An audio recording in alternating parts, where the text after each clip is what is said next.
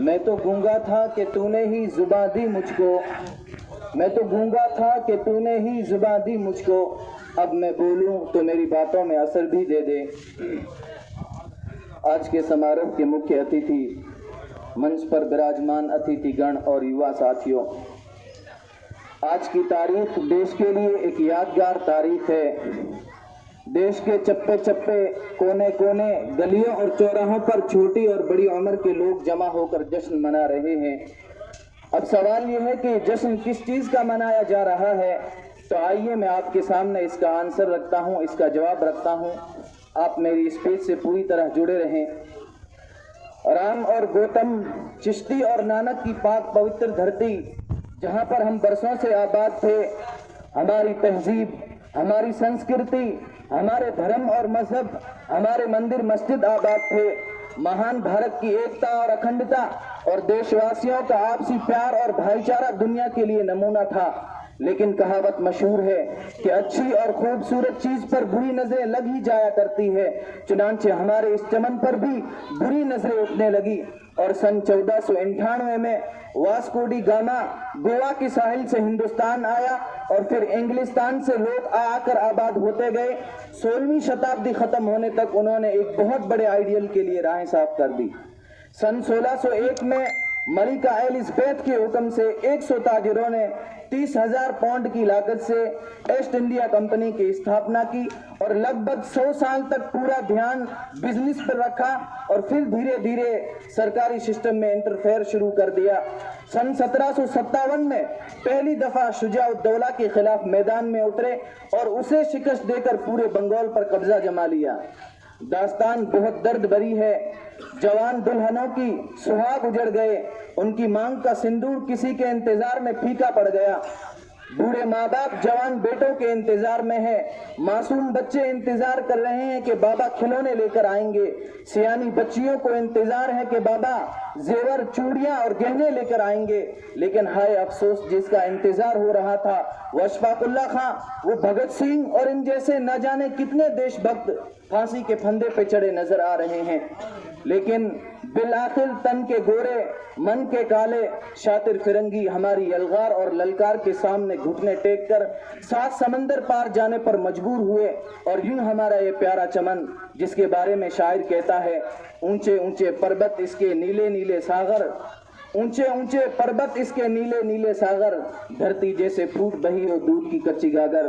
15 अगस्त 1947 को हमारा ये प्यारा चमन उन जालिमों के शिकंजे से आजाद हुआ। तो आज जो ये मुल्क भर में जश्न के प्रोग्राम मनाए जा रहे हैं, ये 150-200 साल की गुलामी से आजादी मिलने की खुशी में जश्न मनाए जा रहे हैं। शहीदों को खिराज मोहब्बत पेश किया जा रहा है, श्रद्धांजलि अर्पित की जा रही है। तो ये तो बात हुई कि आज ये प्रोग्राम क्यों मनाए जा रहे हैं। और आज उसी रोज यानी 15 अगस्त को मैं अगर हाथ में माइक लेकर आपकी तरफ देखते हुए अगर आपसे बात कर रहा हूं, तो मैं ये बिल्कुल भी नहीं समझ रहा हूं कि मैं सिर्फ और सिर्फ आप लोगों से बात कर रहा हूं, बल्कि मैं ये समझ रहा हूं कि मैं पूरे देश से बात कर रहा हूं। हिंदुस्तान बहुत बड़ा देश है।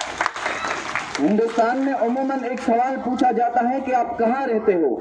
यहाँ पर अगर कोई मुझसे पूछे आप कहाँ रहते हो, तो शायद मैं अपने गांव का नाम बताऊं। मैं कहूँ मैं पोखरन में रहता हूँ, फिर मैं कहूँ मैं जैसलमेर में रहता हूँ, या फिर मैं राजस्थान में रहता हूँ। यहाँ पर अगर किसी से मैं सवाल करूँ कि आप कहाँ रहते हो, तो शायद आप ये कहो मैं जोधपुर में रहता हूँ, मैं राजस्थान में रहता हूँ, मैं राजस्थान से बिलोंग करता हूँ, करती हूँ, मैं इंडिया से बिलोंग करता हूँ, करती हूँ। मैं समझता हूँ जब तक आप ये 3 शब्द भी बोलोगे उस वक्त तक इंडिया का प्रोग्रेस नहीं होगा। अगर इंडिया प्रोग्रेस करना चाहता है, आप चाहते हैं कि इंडिया प्रोग्रेस करे, डेवलपमेंट करे, तो जब आपसे कोई पूछे, कोई मुझसे पूछे, कोई हिंदू से पूछे, कोई मुसलमान से पूछे, कोई सिख से पूछे, कोई क्रिश्चियन से पूछे आप कहाँ रहते हो, तो उस वक्त हम सब एक जबान होकर ये कहें कि हम 135 करोड़ हिंदुस्तानियों के दिलों में रहते हैं। तो आप यकीन कीजिए वो वक्त और वो लम्हा सही इंडिपेंडेंट पल होगा और उस वक्त इंडिया का सही प्रोग्रेस होगा। अगर हम हिंदुस्तान तमाम देशों से अलग देश है। ये अलग देश क्यों है? क्योंकि यहाँ सब रीजन्स के लोग रहते हैं, रिलीजन्स के लोग रहते हैं। रीजन्स अलग है, रिलीजन्स अलग है, स्किन कलर्स अलग है, लैंग्वेज और भाषाएं अलग है, लेकिन फिर भी हम सब हिंदुस्तानी हैं, हम सब इंडियन हैं। हमें इस बात को समझना होगा। अगर हम हिंदुस्तान में रहते हुए हिंदुस्तानियों के दिलों में नहीं रहते हैं तो हम हिंदुस्तानी नहीं है। अगर एक मुसलमान, क्योंकि मैं मुसलमान हूं, अगर एक मुसलमान हिंदू के दिल में नहीं रहता है तो मैं कहता हूं ना तो वो मुसलमान है और ना वो हिंदुस्तानी है। अगर एक हिंदू क्रिश्चियंस के दिलों में नहीं रहता है, अगर उसने ईसाइयों के दिलों में, सिखों के दिलों में अपने लिए जगह नहीं बनाई है तो ना तो वो हिंदू है और ना वो हिंदुस्तानी है। If you say that I love India, you must say that I love all Indians as well. You have to respect every Indians. अगर आप वाकई हिंदुस्तान से मोहब्बत करते हो तो आप तमाम हिंदुस्तानियों से भी मोहब्बत करोगे। आप हर हिंदुस्तानी का रिस्पेक्ट करोगे, वो छोटा है, बड़ा है, गरीब है, अमीर है, मास्टर से, इंजीनियर से, चेयरमैन है, वॉचमैन है, आप हर एक का रिस्पेक्ट कर रहे हो तो आप सच्चे और पक्के हिंदुस्तानी हो, क्योंकि ये देश सबका है। शायर ने कहा था, न तेरा है न मेरा है ये हिंदुस्तान सबका है, न तेरा है न मेरा है ये हिंदुस्तान सबका है। नहीं समझी गई ये बात तो नुकसान सबका है, जो नदियां मिल गई इसमें दिखलाई नहीं देती, महासागर बनाने में मगर एहसान सबका है।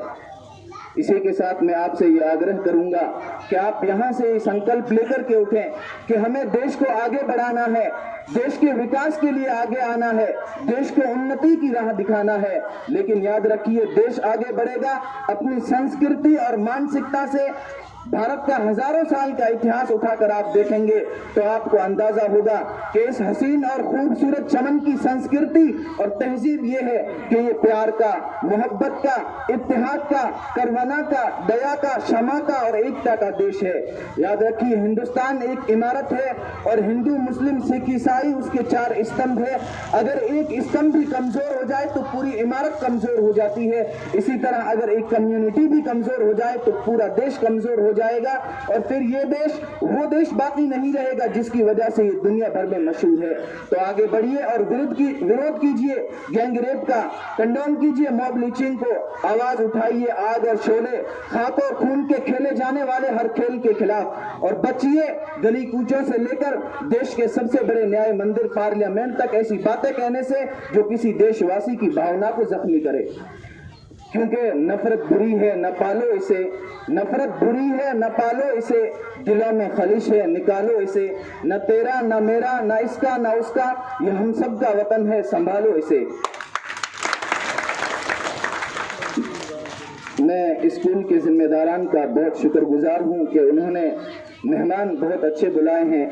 मंच पर मेरी दाईं और बाईं जानिब बहुत बुद्धिजीवी लोग बैठे हैं और सामने भी बहुत अच्छे लोग बैठे हैं।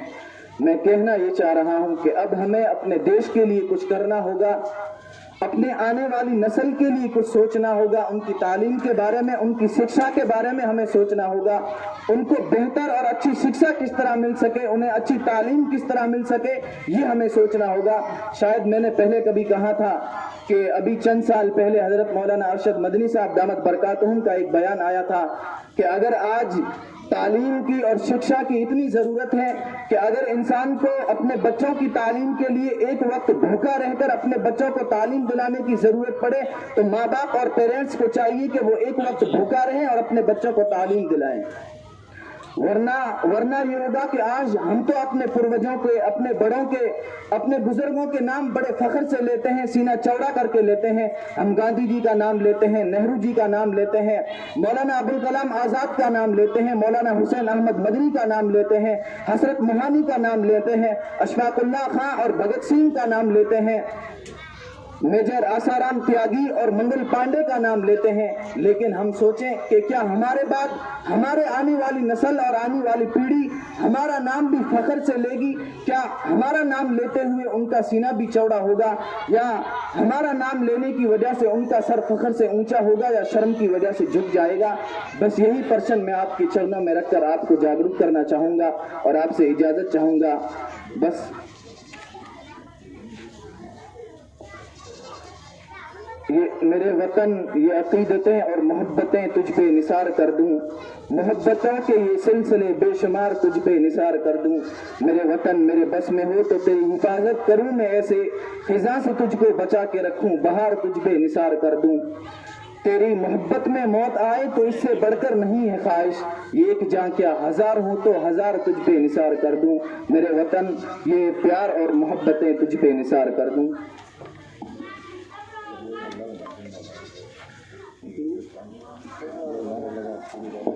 हिंदुस्तान जिंदाबाद, इंकलाब, जिंदाबाद, हिंदुस्तान जिंदाबाद, इंकलाब, जिंदाबाद। जय हिंद।